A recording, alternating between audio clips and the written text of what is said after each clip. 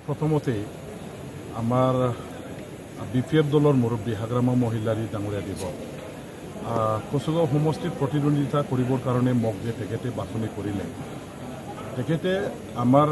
এই রাজনৈতিক পরিস্থিতি মকে এজন ক্যান্ডিডেট হিসাবে বাছনি করার বেলেকা সঠিকভাবে আর সূক্ষ্মভাবে চিন্তা চর্চা করিয়ে তেখেতে এটা সিদ্ধান্ত লৈছিল আৰু তেখেতে লোৱা সিদ্ধান্তটো একেবাৰে কাৰেক্ট এটা সিদ্ধান্ত বুলি মই ক'ব বিচাৰোঁ যাৰ কাৰণে আজি কচুগাঁও সমষ্টিত কেণ্ডিডেট হিচাপে তেখেতে দিয়াৰ দৰে মই আজি ইয়াত প্ৰতিদ্বন্দ্বিতা কৰি মানে হাজাৰ হাজাৰ ৰাইজৰ এটা সমৰ্থন সহযোগ আৰু তেখেতসকলৰ মৰম আদায় কৰিবলৈ সক্ষম হ'লোঁ যাৰ কাৰণে আজি এই BTC ইলেকশ্যনত মই ইমান শক্তিশালী আমাৰ যিবিলাক মানে সৰকাৰ পক্ষ যিবিলাকে মোৰ প্ৰতিদ্বন্দ্বী হিসাবে প্ৰতিদ্বন্দ্বিতাত নামিছিলে তেখেতসকলকো হৰুৱাই মই আজি বিজয় সাব্যস্ত কৰিবলৈ সক্ষম হলোঁ আৰু এই মোৰ আজি বিজয় যে মই সাব্যস্ত কৰিবলৈ সক্ষম হলোঁ ইয়াৰ কাৰণে এতিয়া মই কৃতিত্ব আমাৰ কচুগাঁও সমষ্টিবাসী যিসকল ভোটাৰ ৰাইজ আছে তেখেতসকলক মই দিব বিচাৰোঁ আমাৰ কচুগাঁও সমষ্টিবাসী যিসকল জাতি জনগোষ্ঠী যিসকল ধৰ্মাৱলম্বী ভাই বন্ধুসকলে নিজৰ ভোটাধিকাৰ সাব্যস্ত কৰি মোক ভোটদান কৰি পেলাই জিকাই দিলে মই তেখেতসকলক সঁচাকৈ ধন্যবাদ মানে একেবাৰে মানে আৰু শ্ৰদ্ধা তেওঁলোকৰ প্ৰতি মই জ্ঞাপন কৰিছোঁ শুভেচ্ছাও মই জনাইছোঁ তেওঁলোকৰ আশীৰ্বাদ লৈ পেলাই মই আজি এই নিৰ্বাচনী যুঁজত বিজয় সাব্যস্ত কৰিবলৈ সক্ষম হ'লোঁ মই জয়ী হ'লোঁ আৰু এই মই জয় হোৱাটো অকল সেইটো মোৰ কাৰণে নহয় এইটো কচুগাঁও সমষ্টিবাসী ভোটাৰ ৰাইজৰ চবৰে আমাৰ জয়ী বুলি মই ক'ব বিচাৰোঁ BPF দলৰ জয়ী বুলি মই ক'ব বিচাৰোঁ হাগ্ৰামা মহিলাৰী ডাঙৰিয়া দিবৰ জয়ী হওয়া বলে মই সেইটো ক'ব বিচাৰোঁ আজি BPF দলৰ প্ৰতি আস্থা বিশ্বাস আৰু ভাল পোৱা ৰাইজৰ মনত যদি নাথাকিলেহেঁতেন এইবিলাক ইমান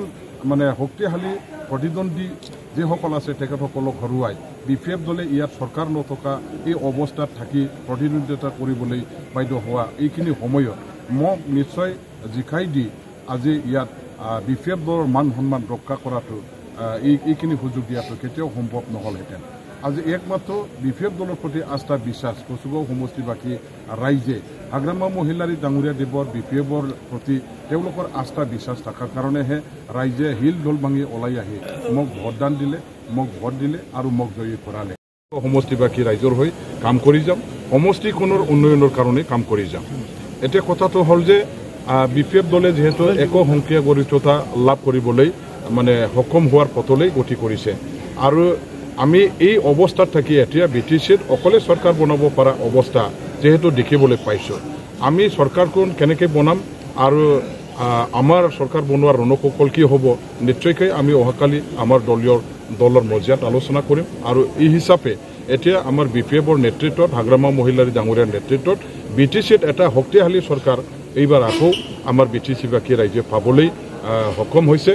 আৰু আমি BPF দলৰ পৰা যিটো চৰকাৰ বনাম BTCত সেই চৰকাৰখনে ৰাইজৰ চৰকাৰ হিচাপে কাম কৰিব ৰাইজৰ আশা আকাংক্ষা পূৰণ কৰিবৰ কাৰণে বেদলীন অঞ্চলৰ বিকাশৰ কাৰণে আমাৰ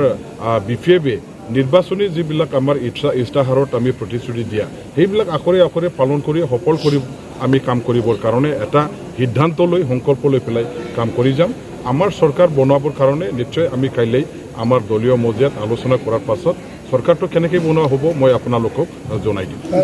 টোটেল 19,000 মানে 799টা ভোট পাইছোঁ আৰু টোটেল আমাৰ ডিফাৰেঞ্চটো হৈছে 6,105 মই ডিফাৰেঞ্চত আজি জিকিছোঁ আৰু সেইটো BTC ইলেকশ্যনৰ কাৰণে এটা হিউজ মাৰ্জিন বুলি মই মানে এইটো ক'ব পাৰোঁ এইসকলক সবকে মই অন্তৰৰ পৰা ধন্যবাদ জ্ঞাপন কৰিছোঁ তেখেতসকলক লৈ মই শ্ৰদ্ধা জ্ঞাপন কৰিছোঁ